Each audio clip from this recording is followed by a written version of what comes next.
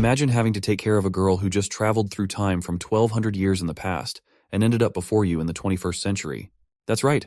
In this story, the main male protagonist, Xu Qing, finds himself having to look after a girl who suddenly appeared out of nowhere before him, hailing from the Tang Dynasty era. Xu Qing's main challenge is to teach this girl the ways of modern life.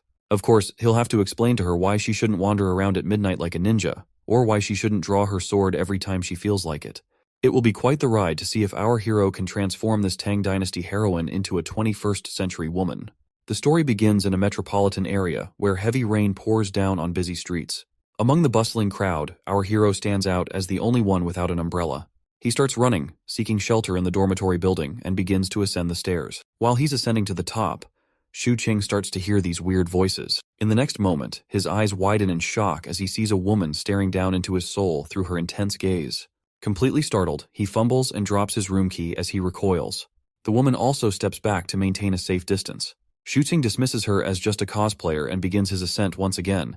But when he takes a closer look at her attire, he's surprised to see how realistic it appears.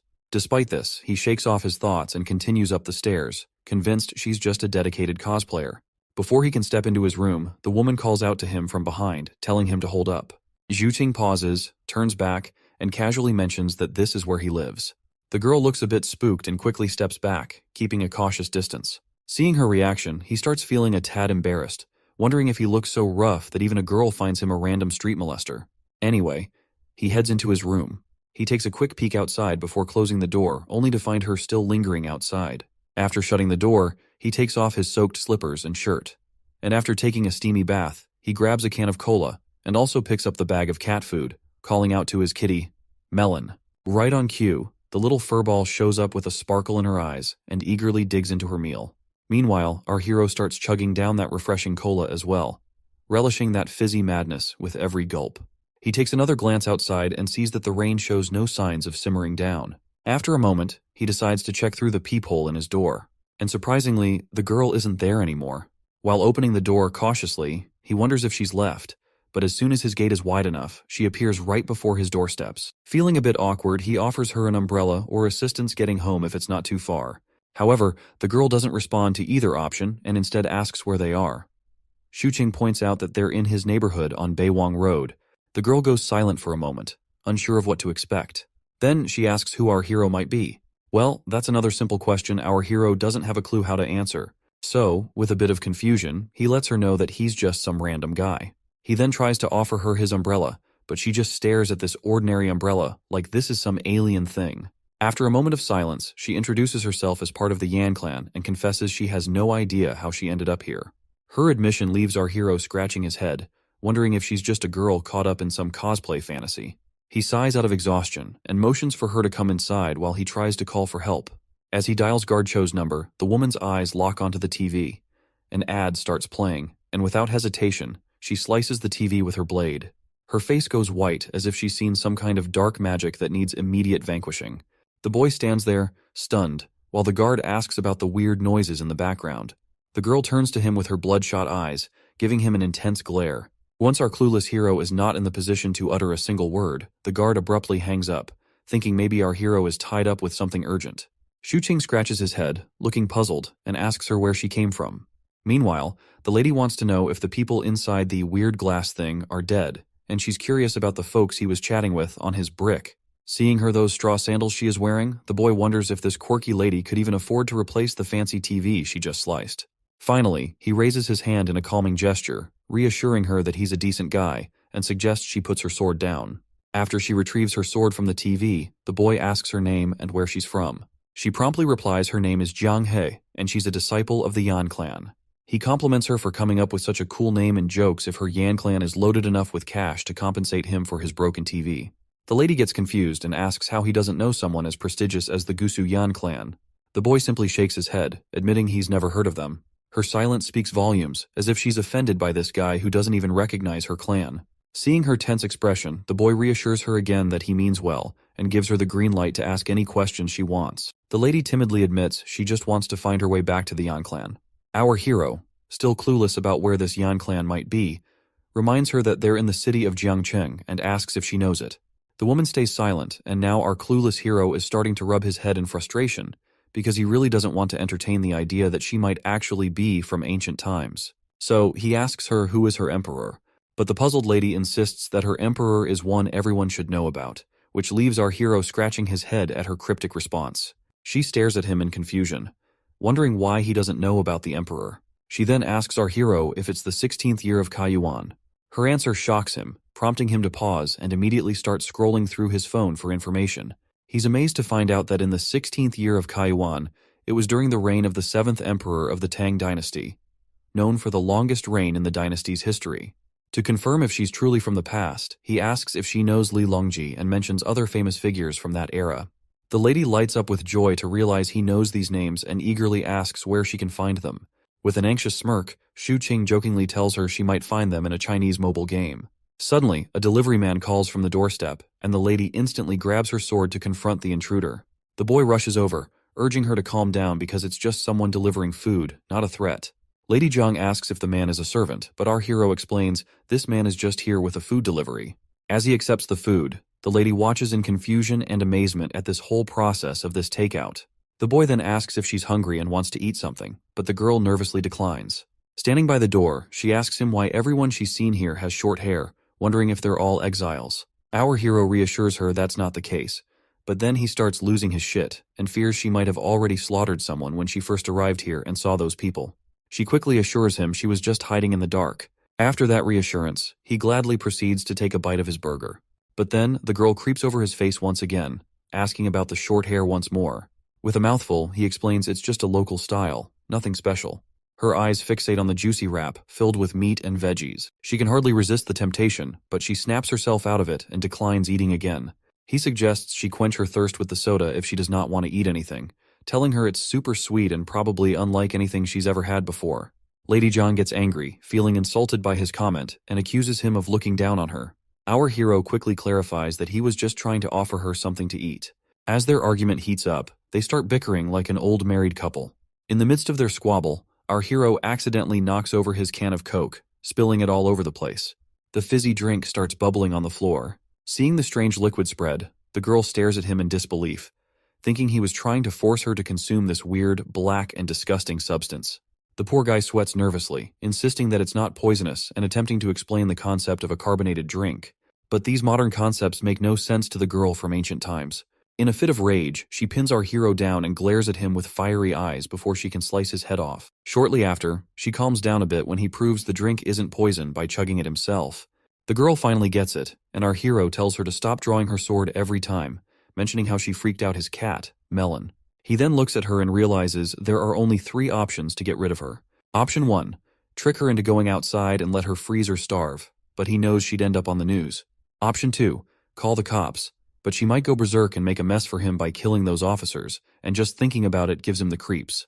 The third option is to keep an eye on her. Since she's from ancient times, he might learn some neat stuff from her, but he's also worried she might chop him in half if she keeps brandishing her sword. Instead of regretting it later, he decides to take her in and see how things go. With that settled, he offers her the burger. Although she's clearly tempted by the tantalizing food before her, she stubbornly looks away and asks him what exactly this thing is that he's holding. Deciding to prove it's not poisonous, he takes the first bite, and she agrees, eagerly telling him to go ahead. As he eats, the lady watches him closely, and the boy realizes this amount of food might not be enough for her, so he decides to make a rice bowl instead, thinking her ancient stomach might not handle the burger well.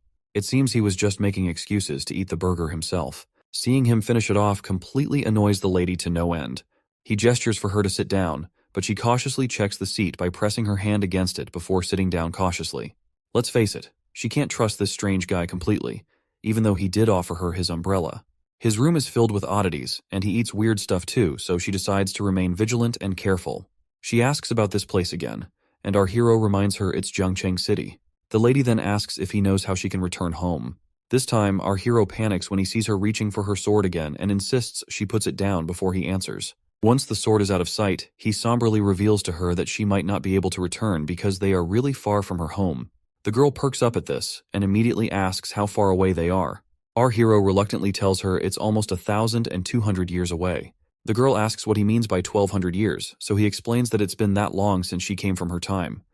Famous folks like Li Bai, Yang Yuhuan, and Lu Shan, all ancient history now, dead and gone for over 1,000 years. She's totally shocked by this news and straight up calls him a liar. But the boy tells her to just look around. Nothing's the same. This world runs on its own rules now. It could be cool if you get the hang of it, but also risky. She's still not buying it and raises her sword to his face. He calmly reminds her that waving swords around is against the law, and she better learn the rules fast. The woman asks why he's bothering to help her out. The boy explains it's kinda like how he rescued his fat cat Melon from the tough outside world. He just felt like he had to help. But our hero needs to pick his words better because she gets ticked off again, thinking he's comparing her to a cat.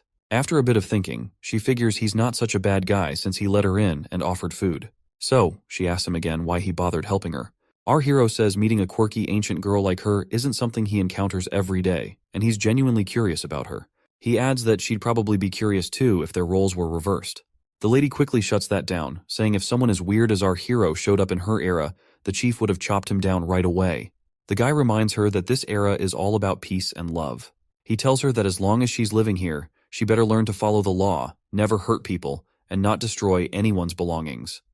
With that clear, he lets her choose whether she wants his help or prefers to wander outside. Before turning away, he reminds her one last time not to hurt civilians, or she'll get arrested. The lady finds herself in a tight spot, not knowing what to do since she can't even leave this place.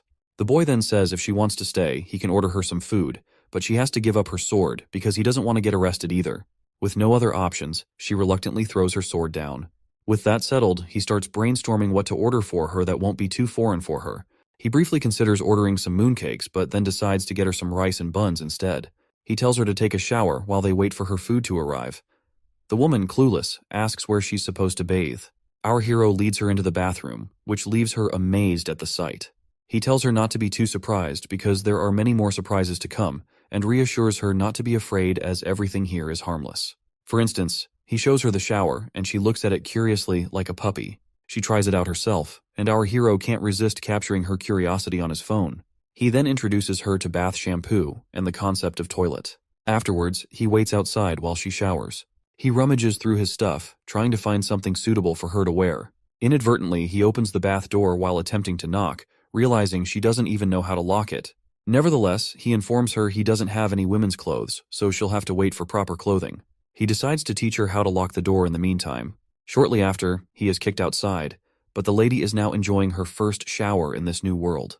She even tries tasting the shampoo bubbles, but ends up spitting it away. Meanwhile, our hero is questioning if all of this is actually real.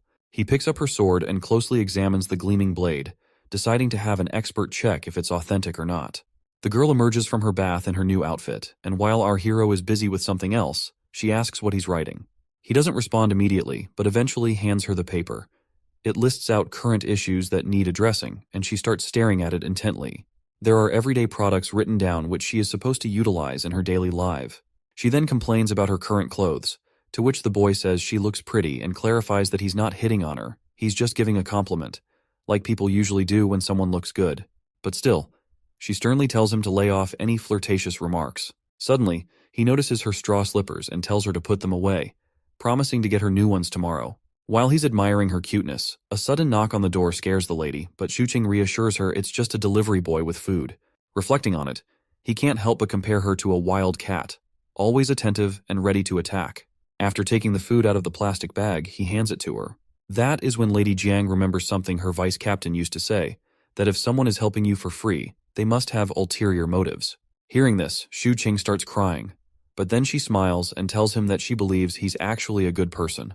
In a few moments, once she finishes her food, Shuqing decides to have a chat with the girl. He starts by letting her know that she's not in the primitive era anymore and needs to adjust her beliefs accordingly. He tells her that if she were to rely on her sword for survival and ends up killing him, she wouldn't last more than a week before running out of food. So, he advises her to stop playing around with the sword and focus on other things, like using the TV for entertainment. He also points out that the smartphone can be quite useful too. Basically, he's trying to reassure her that she's perfectly safe here and no one is going to harm her. Hearing this, the girl nods in acknowledgement and our hero lets out a sigh of relief. But when it comes to the outside world, things get complicated.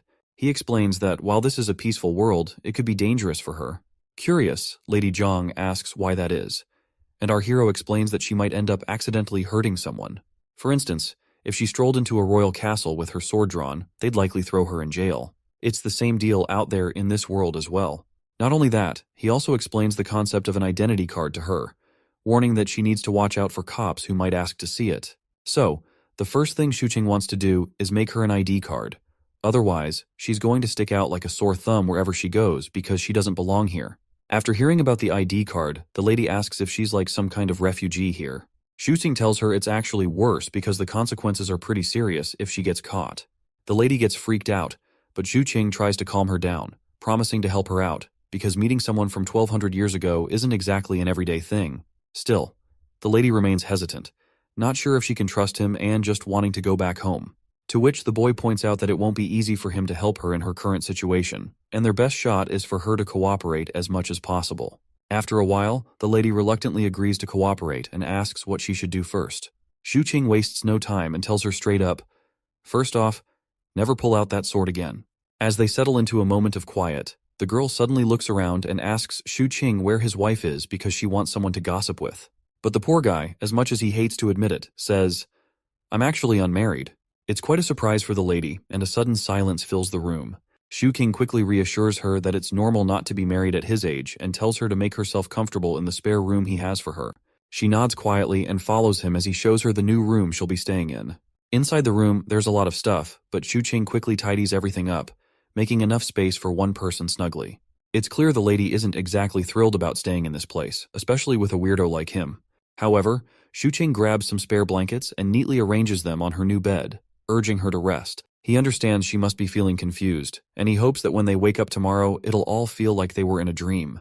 He proceeds to leave the room, and before he does, he introduces himself as Shuqing, wishes her good night, and leaves her alone in her room. The lady first places her sword back and then sits on her cozy bed. Once midnight strikes, Shuqing finds himself awake, feeling a bit restless while reflecting on the entire hectic day. First off, he got rejected in job interviews, and when he came back, it started raining. Somehow he managed to reach home and then ended up meeting a girl who draws her sword every time she feels like it. But then he says, scratch this, and goes to sleep because there's a lot of stuff to handle tomorrow.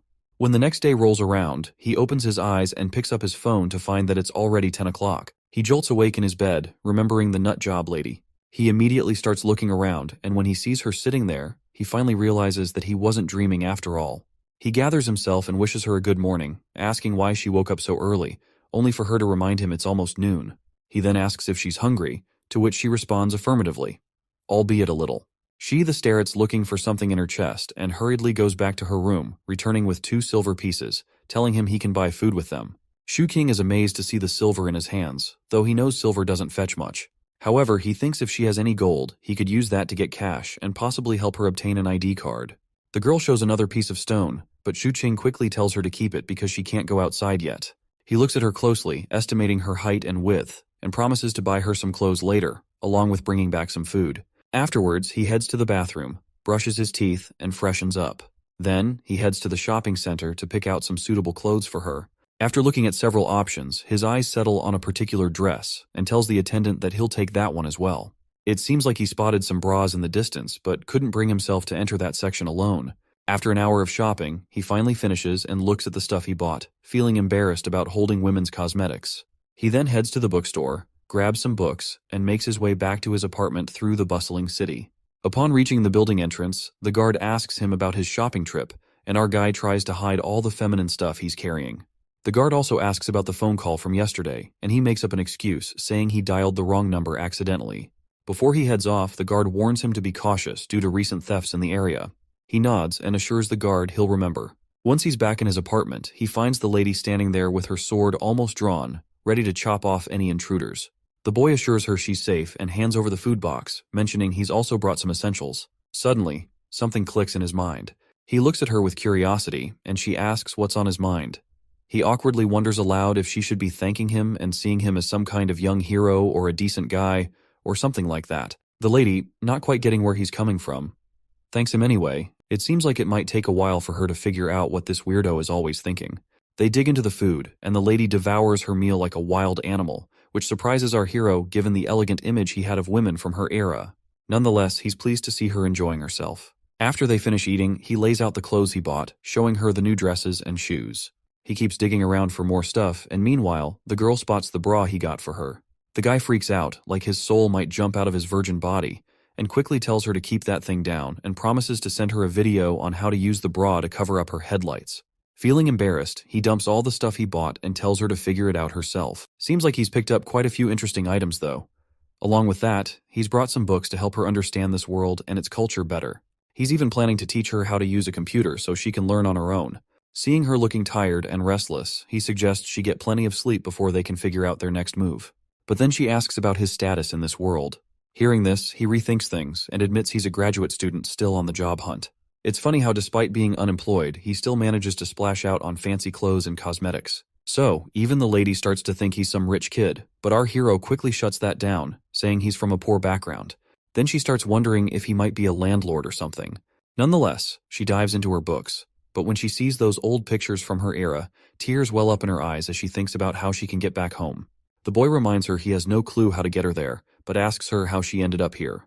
The lady reveals she was chasing a small thief in heavy rain, got lost in the middle of the forest, and wandered around until she spotted these tall houses. Seems like this guy's clueless about how to get her home, but he cleverly changes the subject, telling her she's got to survive in this world before going back. Then, without skipping a beat, he asks about her military ranking and martial arts skills. You see, the reason this guy was asking in the first place was because he was interested in her martial arts skills to begin with. And the lady gives him an exact answer he likes, saying her Yan clan is considered the most powerful clan around. Excitedly, he asks how high she can jump without getting hurt. The lady confidently steps forward, pointing to the 4th floor of the building, saying she can jump from there without a scratch. This revelation leaves the guy's eyes practically popping out of their sockets. He then gets even more excited, eager to see all the fancy moves she's got under her belt.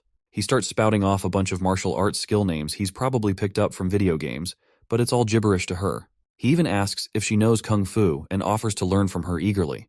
But the lady tells this enthusiastic guy to simmer down because he's past the age for learning, and even with perseverance and determination, he won't achieve much. The boy calms down and asks if these moves are like super strict or something.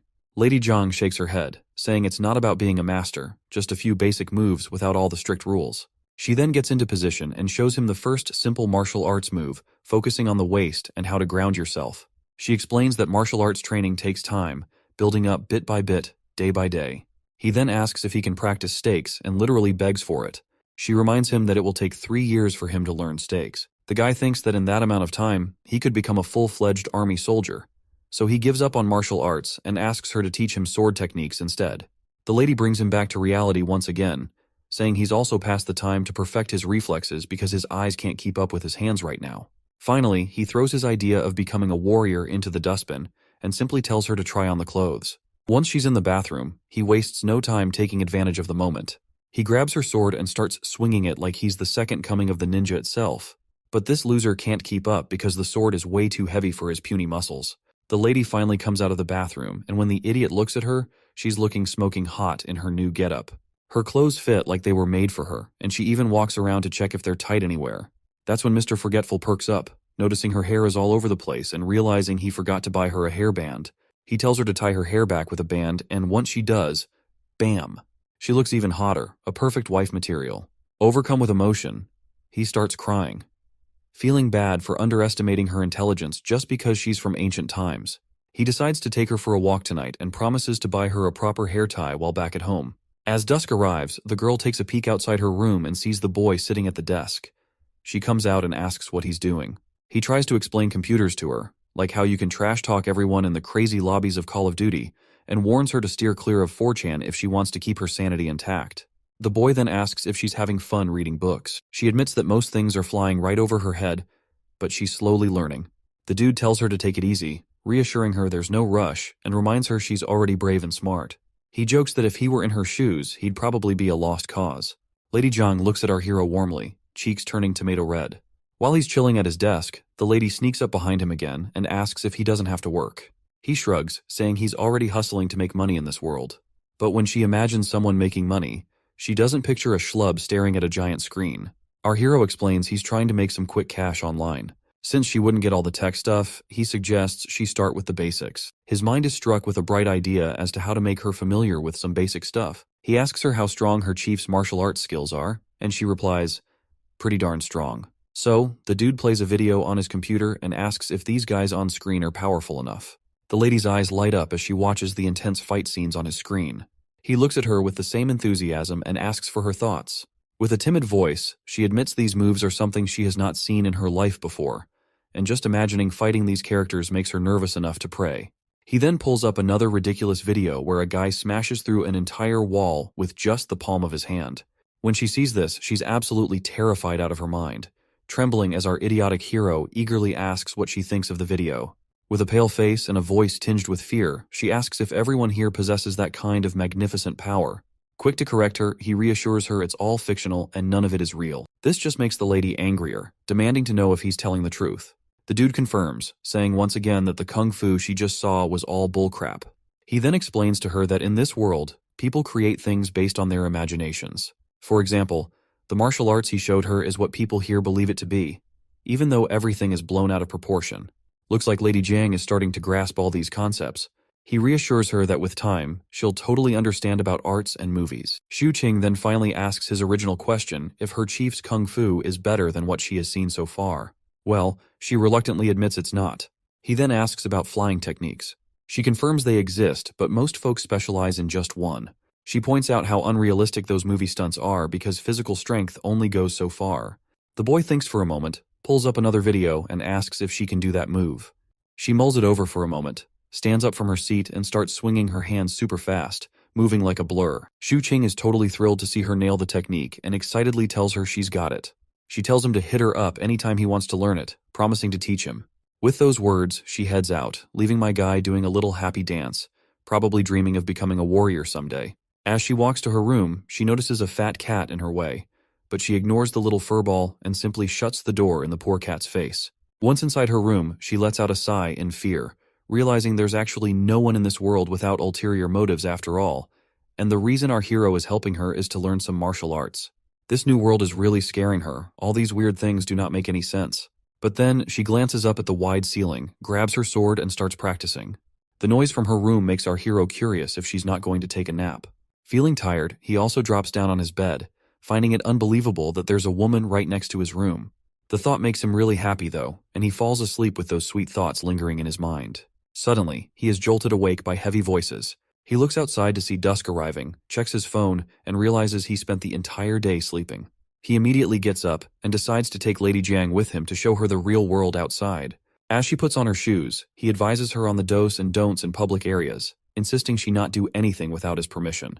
After laying out all the rules, he asks if she understands everything, to which she meekly replies yes. He also doesn't forget to take a photo of her before they head out. However, in the photo, her pretty face looks more like a molester, who is looking forward to grabbing some peachy ass in the streets. The boy asks her to give him a smile, but her forced grin is even worse than her usual expression, and he nearly faints seeing it. He abandons the picture idea, and decides they should just get going. But before they head out, he tells her to leave her sword behind because he doesn't want any trouble. Lady Jiang immediately refuses, but the boy reassures her that the people on the streets are as weak as he is, so she doesn't need to worry about anyone. The lady reluctantly gives up her sword. While she's standing there, he tries to snap another picture of her. This time, he manages to get a really good shot and cheerfully says, "Let's get going." Once they step out of the apartment building, the girl starts looking around anxiously. Our hero explains that this is a neighborhood where families live. He points out the main entrance and the road outside and mentions the stores on both sides where people can buy food, clothes, or whatever they need. Lady Jiang gets intimidated seeing a guy on a scooter, probably thinking it's some kind of magical ride. As they walk on, they notice some people. A fat woman immediately recognizes Lady Jiang for some reason. The girl hides behind the guy while the woman insists she's seen her before. Meanwhile, a guard asks if our hero has snagged a girlfriend for himself, but the boy just laughs it off and says she's just a friend.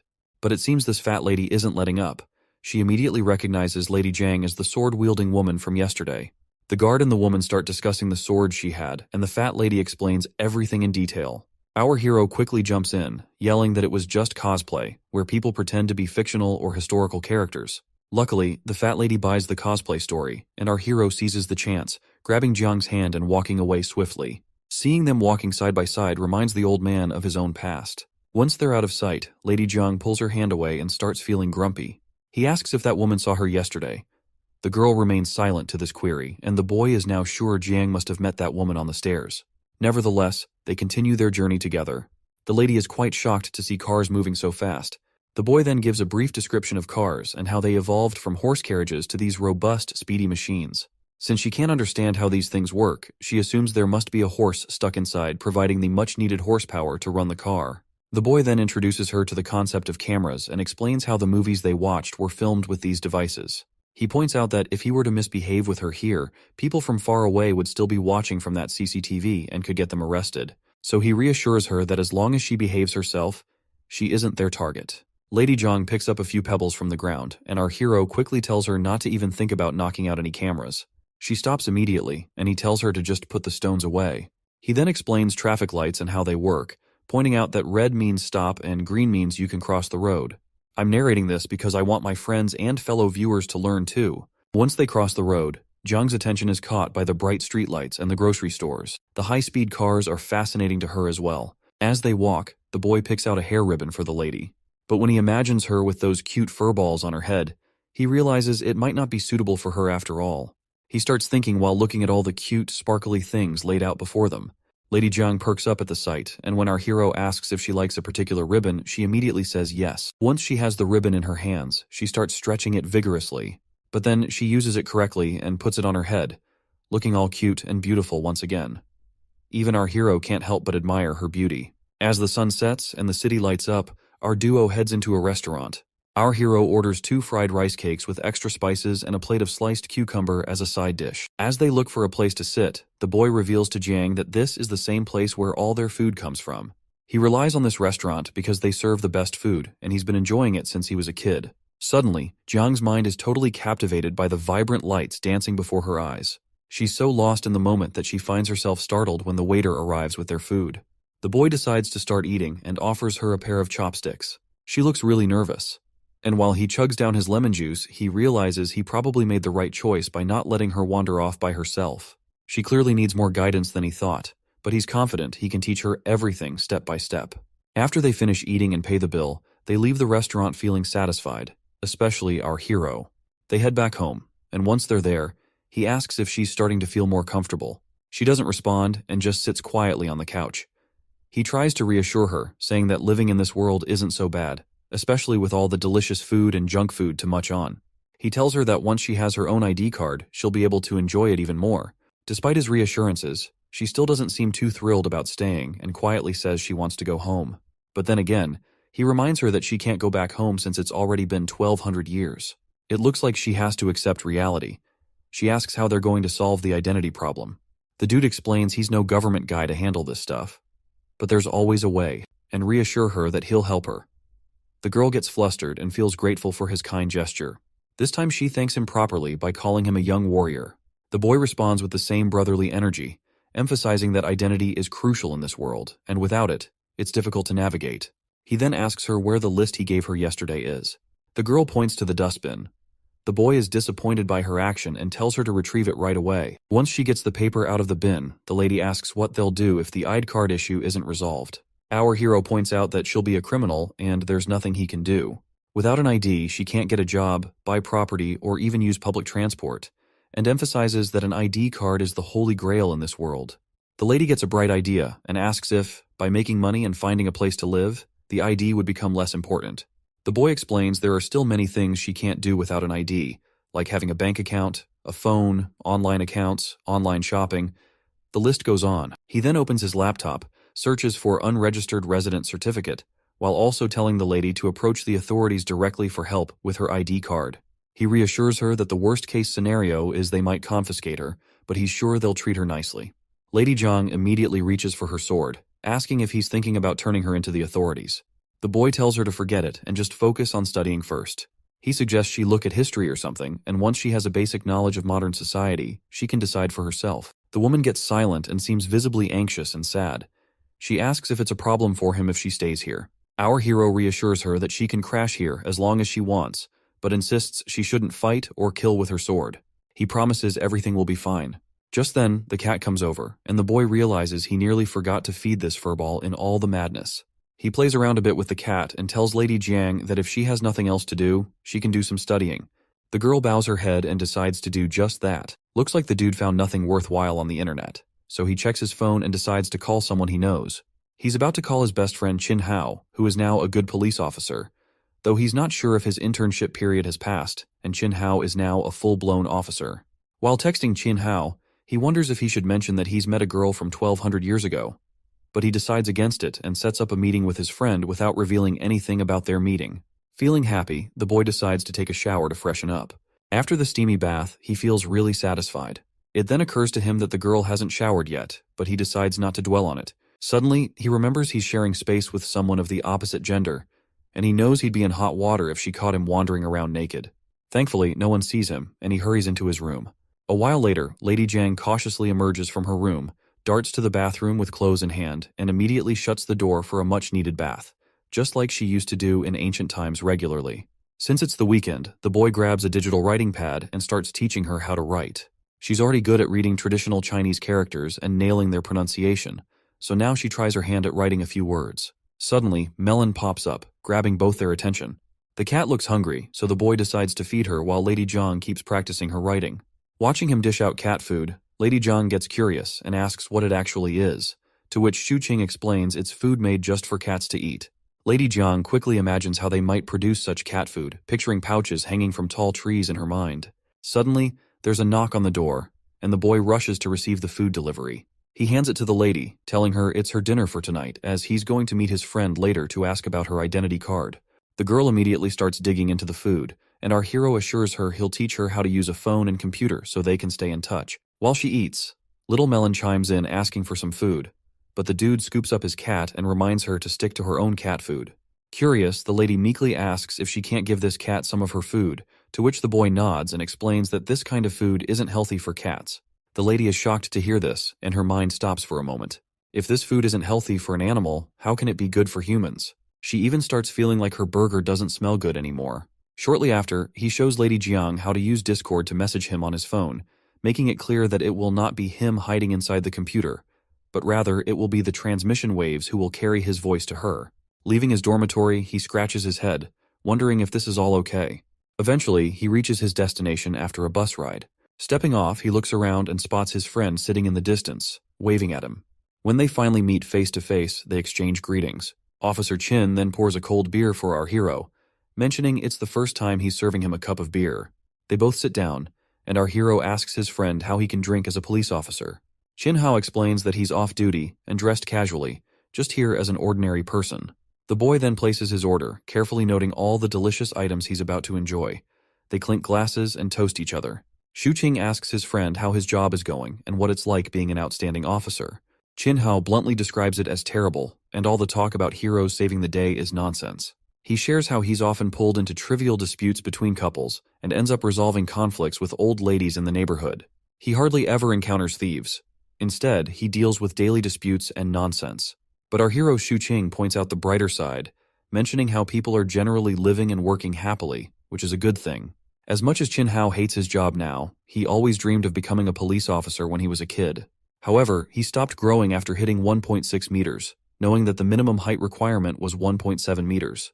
He cried a lot in our hero's arms. Fortunately, when the height requirement was replaced by the high jump, he was excited to start practicing every day, eventually achieving his dream. But after dealing with just trivial disputes, the officer is so worn out that he jokes he'd even fight a woman with a sword if he has to, just to make a big show. Our hero immediately tells him not to joke about such things. Suddenly, the boy changes the subject and casually asks about what happens if a homeless person who has lost their memory wants to get an ID card and work without any proof of citizenship. To which the officer bluntly states that getting an ID card isn't easy, and someone fitting that description is likely a shady person. With the energy of an officer, he asks our hero for the person's name and address he is speaking about. The boy tries to spin a tale about how his mother's brother had a son whose friend is in a similar situation. The officer cuts him off, telling him to stop the nonsense and reminding him that without proof of identity, like a blood test or something similar, they can't get an ID card. The boy presses further, asking if the person he encountered was unidentified and strange, like a homeless guy.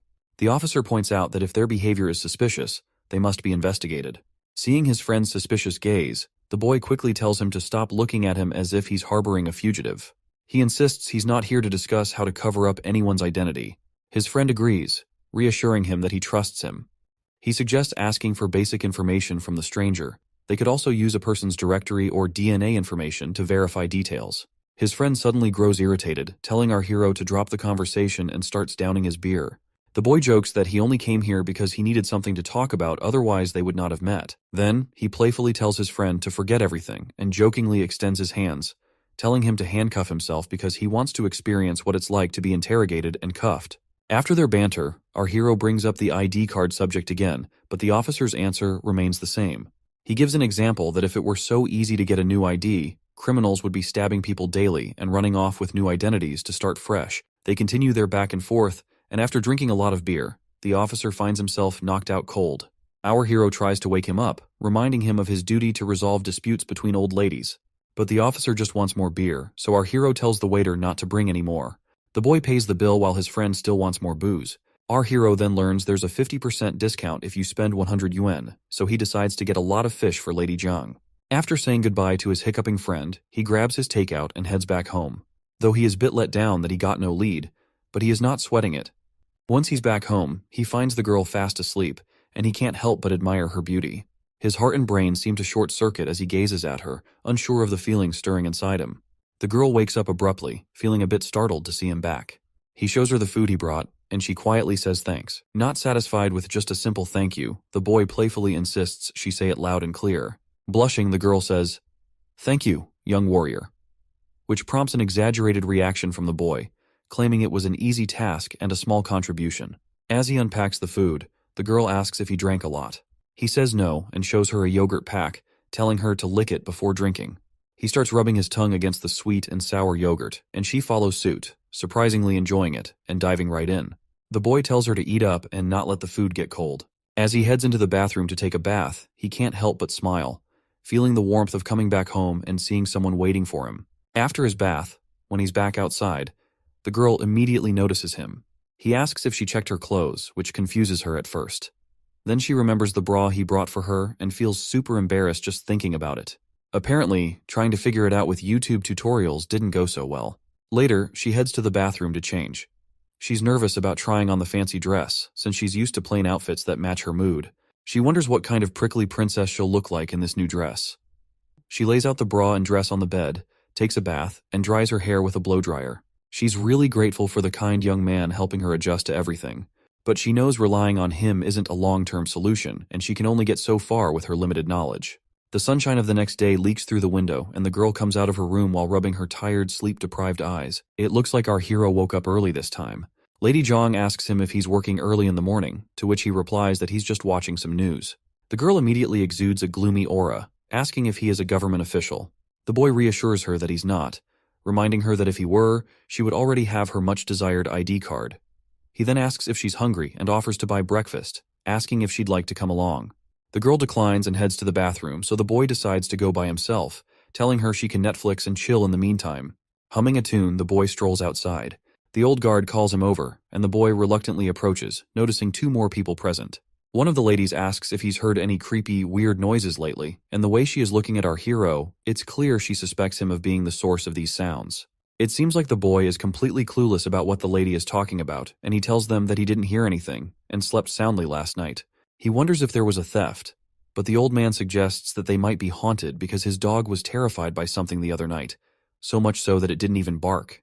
When the boy asks the old guard if he noticed anything else, the old man takes a puff of his cigarette, exhales the smoke, and confesses that he didn't see anything, but he caught something on video footage. They all gather in the surveillance room where the old man plays the video. In the footage, they see something moving so fast that it appears as just a blur, and everyone is visibly terrified by this mysterious creature. And the reason our hero is also feeling terrified is that he's pretty sure it's Lady Zhang. He facepalms himself, unsure why she's doing that, and decides to go back to the apartments to ask her himself. Well, it looks like now we know why Lady Zhang was feeling tired a while ago. She was probably trying to explore this world by herself in the night to learn new things. The boy then asks the old man if the same had happened yesterday as well, to which the guard says no, noting that nothing unusual happened last night. He awkwardly laughs and decides to entertain the idea that maybe there's a ghost around. The bald guy over there and the chubby lady get curious, wondering why a ghost would be playing around in the dead of night, especially in their place. The old man decides to keep an eye out to see if there's some guy lurking around looking for a chance to steal. The boy finally gets back home and wastes no time yelling at her, asking why she snuck out in the middle of the night before. He stares at her with a mix of disappointment and concern. The girl meekly asks how he knew it was her wandering, which just infuriates the boy more. He facepalms in frustration, reminding her about the CCTV cameras everywhere that caught her. The girl looks a bit scared and worried about him. So, she quickly explains she was wearing a mask. Relieved, the boy sighs and figures as long as she keeps her face hidden, they're probably safe. He tells her from now on, if she wants to go out, she has to take him along. No solo trips allowed while she's staying here. He stresses how dangerous her situation is, so she can't just wander around freely.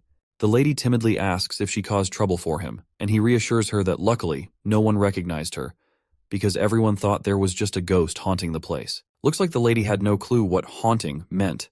Seeing her clueless face, my guy gets agitated once again, and quickly tries to Google a movie about someone from ancient times who ends up in the future and gets into trouble because of their wild behavior. He wants to emphasize how dangerous her actions could be if she's not careful, and he is pretty sure what he just imagined perfectly fit the description of her character. The girl looks timid and promises to quit causing trouble if it's a bother to him. The boy then tells her to calm down and suggests ordering takeout later, asking what she'd like, whether hamburgers, chicken rolls, or anything else. The lady responds with a charming smile and thanks him for the healthy food he is ordering for her, but the boy teases her by reminding her that if she wants to eat even healthier, she could try the cat food. After their playful banter, the boy takes the laundry and puts the clothes into the washing machine. He also takes the opportunity to educate her about how the washing machine works. Upon seeing this, the girl quickly rushes to her room, retrieves her clothes, and returns to the laundry room to add them to the washing machine. While Shu Qing is looking at the laundry, he notices something tucked inside her clothes. Curious, he pulls out the item and holds it up in the air, leaving the girl completely embarrassed. She hurriedly snatches the item back from his hand and rushes back to her room. Zhu Qing is surprised to realize that it's a foot binding, which does not make sense as how she was moving around the neighborhood with her injured feet tied up with the binding. He glances at her, recalling how her feet seemed perfectly fine when he last saw her in those shoes, so it does not make any sense for her to tie her feet with clothes. He then decides to search online to see if martial arts enthusiasts have any interest in some sort of foot binding practices. But by the looks on his face, the search results don't align with his expectations. Turning to her, he casually asks if he can take a look at her feet. She stubbornly pouts and shakes her head, clearly uncomfortable with the request. The boy asks why is that, to which the girl just gives him a silent treatment. Well, it looks like this clueless guy has finally caught on that those bindings weren't for her feet, but for her chest. It's no wonder why she didn't bother with the undergarments he brought earlier, and he thought maybe her hooters were big enough already to fit anything. His soul nearly jumps out of his body as he realizes his foolish mistake. She shoots him an angry look, sword drawn and eyes blazing, seemingly ready to chop off his head. However, she manages to take control back to her nerves and turns around, leaving this weakling utterly terrified after getting scared to death. But since she's already mad at him, he tries to lighten the mood by calling her out and singing in his terrible voice. The lyrics are all about Lady Jiang, describing her modest stature, natural beauty without makeup, and how beautiful she is from head to toe. He even sings a song about a man who loved an ugly woman but had 5 children with her. He claims that only a Gaiga Chad with a Sigma male mentality could do such a thing, and he desperately wants to become one of them. Despite his attempts at banter, he ends up getting yelled at by the girl once again. Afterwards, he gets back to the main business and tells her to watch some tutorials on how to wear these undergarments, and he will be back in 5 minutes. Hopefully with fewer jokes this time. Exactly 5 minutes later, he returns and checks on her progress. But to his surprise, she looks utterly spooked and asks if this is how everyone lives here. With a trembling voice, she mentions that while these undergarments might seem comfortable, they make her feel like a harlot. The boy tries to reassure her that there's nothing wrong with feeling comfortable, but she persists, calling it shameless. He challenges her perspective, asking what there is to be ashamed about. After a moment of contemplation, she falls silent. He launches into a humorous tirade about how she's stuck in the past while modern women flaunt their assets in anything they like. He even throws in a jab, saying if a man can wear half underwear, so can a woman as well. But she sticks to her guns, immediately rejecting what she calls immoral thinking. Seeing he couldn't reason with her, the dude decided to switch gears and calm her down. He revealed that besides studying and working, computers are also great for gaming. He warned her about the toxic fanbase in games like Apex Legends and instead introduced her to a game suspiciously similar to Super Mario. After seeing it for the first time, she became engrossed in the cartoonish world of jumping plumbers. While the lady was busy beating Niftsky's speedrun record, our hero quietly slipped away, thinking it's best to keep her occupied indoors. Later on, when he returned home, he interrupted her game to teach her how to defeat the final boss. After their gaming session, he felt exhausted and decided to take a nap while she continued playing on his laptop. Once he settled into his room, he reflects on how lucky he was not to land a job on that rainy day. Otherwise, even if the interview had gone well, managing a 1200-year-old ancient girl would have likely forced him to quit. As dusk casts its yellow hue across the room, our hero returns to find the lady. He suggests they eat out and tells her to dress nicely this time instead of looking like a slob. He even advises her to try a different hairstyle. She looks at her options and emerges in a new dress, blushing as she adjusts to the modern style, albeit a bit too modern for her standards. The boy blushes too, struck by her beauty, but quickly urges her to change back to her original dress to avoid drawing attention in public. This sends the girl into a fit of agitation and frustration beyond measure. As they wander outside, the old security guard jokingly asks if he's taking his girlfriend shopping again. Our hero clarifies that they're just friends, not dating. The old man then reveals he's holding onto a talisman to ward off ghosts temporarily until his mahogany arrives. When asked if he resembles the god from the New Year's festivities, Shuqing gives a thumbs up and hurries along, noting it's getting late.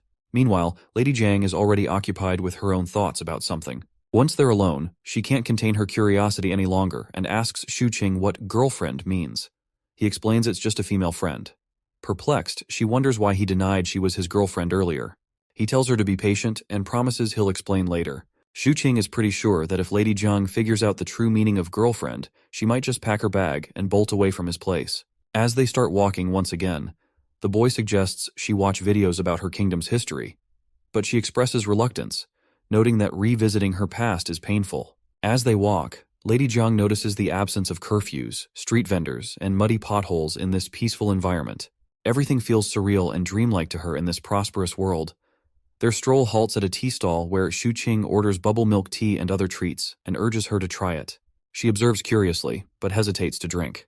Looking around, she asks if people make money this way in this world, and if she could learn to do such work. Shuqing bursts her bubble gently, explaining she can learn the skills but can't earn money without an ID card. While she sips on her tea somberly, the boy reassures her that the identity card issue will eventually be resolved, so she shouldn't lose hope. He encourages her to enjoy the tea at the moment. As she drinks, he asks if she finds it tasty, but it turns out she doesn't really like it. She mentions the taste isn't quite to her liking, and the pearls are difficult to chew. The boy readily agrees, stating he feels the same and doesn't understand how people enjoy drinking this piss-like stuff. The girl gives him a cold stare, likely not appreciating being the subject of his taste critique. He quickly reassures her that he thought girls liked sweet things, which is why he ordered it for her, while his own drink is a bit sour. He invites her to try his drink instead. She cautiously sips his drink through the straw, and as the delicious flavor hits her palate, her face lights up with joy. So the boy exchanges his drink with Lady Jiang's pearl tea and gives her a gentle smile, genuinely pleased that she enjoys it. As they continue their outing, Lady Jiang starts to feel that something isn't quite right, but decides not to dwell on it, focusing instead on sipping her drink once again. After finishing their meal, the boy shamelessly burps, indicating his full stomach. He suggests taking a quick tour before heading home, and they stroll through the vibrant city in the middle of the night. Suddenly, the boy decides to stop at a bus station and suggests taking her somewhere good. Since this is her first time hopping onto the bus, he tells her not to panic and just follow him. The boy proceeds to put a coin in and enters the bus, guiding her to a window seat so she can enjoy the ride to the fullest. As the bus starts moving through the busy streets, the girl is amazed by everything she sees outside. The boy is a bit surprised that she isn't overreacting, considering it's her first bus ride. She reveals that she has ridden horse-drawn carriages many times before. Once they reach the Lanjiang Bridge station, they exit the bus, and he introduces her to this new place called Lanjiang. He eagerly and proudly tells her that in her era, this place might have been desolate, but now it's the heart of the city's nightlife. As she takes in the sight before her eyes, she wonders if this is even possible. The boy encourages her to find her own answers by studying history, if she finds it hard to believe. While they stand by the river, the boy takes out his phone and doesn't waste a moment before capturing a memento. The girl happens to be looking in his direction, creating a perfect pose for a picture, and our hero captures that moment with a single click. At that moment, he also promises her a trip on a plane once her identity card issue is sorted out. The idea of soaring into the sky is completely new to her, so he reassures her once more and says that for now, she can stay in his cramped little room and learn about the world. Curious as a child, she asks what comes after understanding the world. The boy pauses, thinking for a moment, and explains that she'll achieve true freedom, gaining a clear sense of what's right and wrong for her, and she can fully enjoy this future world. Checking his phone, he announces that the time has come. Right on cue, fireworks burst into the sky, painting it with vibrant colors and light. She can't help but wonder if her family would be amazed by such a magnificent sight. He smiles at her and encourages her to enjoy this time here, on behalf of her relatives as well. The next day arrives, and the news our hero sees is rather unpleasant to say the least, because Lady Jiang can be seen doing her ninja moves outside by the lightning poles. Of course, the dude's face sours at the sight, but it's also kind of reassuring. Since she played ninja at midnight, the guards have been on patrol more frequently, so there wouldn't be any real thieves around for a moment. Suddenly, Lady Jiang notices people gathered outside and curiously points her finger towards them, asking what's going on. Shu Qing gets creeped out as he realizes they've started to perform rituals to ward off the ghosts in the area. Shortly after, they dig back into their meals, and the lady points out that Shu Qing's lifestyle feels like being in a prison. He chuckles and reminds her how they went shopping earlier, watched documentaries, had lunch, shed a few tears over some anime, and then had dinner. He tells her that it's called having a home and an otaku's lifestyle, but the girl does not seem to understand anything. So Shu Qing explains that staying at home means having the freedom to choose what to do and where to go. He compares it to an ancient landlord who spends his days in the mansion with his family and a cat. The lady then decides to go for a little walk, and Shu Qing asks if she wants to go out on her own. She stays silent, which is all the confirmation he needs. So, he goes on a tirade, listing all the dangers and her shortcomings she has, effectively shutting down the idea and telling her to just stay here for now until she is not fully aware of the world. He tells her that even if he gave her money to eat at restaurants, she still has to figure out how to earn money. Otherwise, she'll just be on a spending spree. He reminds her that she can either commit crimes to get some quick cash or do some hunting, but since there are no hunting forests around, she'll end up going through garbage. Finally, the girl gets silent and just eats her burger, thinking that without that single ID card, she can't even go out for walks on her own. Seeing her sad face, Shu Qing then puts his hand into his pocket and offers her 2 coins, reminding her that she's at least learned how to take the bus so she can experience it by herself, which will be her first step forward. But the girl refuses to take the coins, saying she hasn't learned anything. Shu Qing, however, forcibly gives her the coins, telling her to spend some time outside and assuring her that she's learned a lot in the first month she's been here. Curious, the girl asks if there are really ghosts out there, so he points at the people outside doing their ghost-busting routine.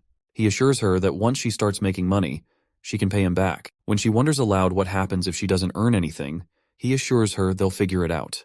Once again, she thanks him, calling him Young Warrior. The boy then runs a game on his computer where she can play a character, explore, and learn how to make some cash. He suggests she give it a try to see if she gets the hang of it. When she asks why she can't just do what he does and work online for money, he explains it's pretty complex and she should start with the basics. Suddenly the doorbell rings and the boy freaks out, telling her to hide in her room.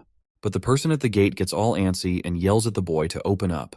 When he hears that voice, Shu Qing gets even more jittery and hurriedly guides her into a room and locks the door before finally facing his father.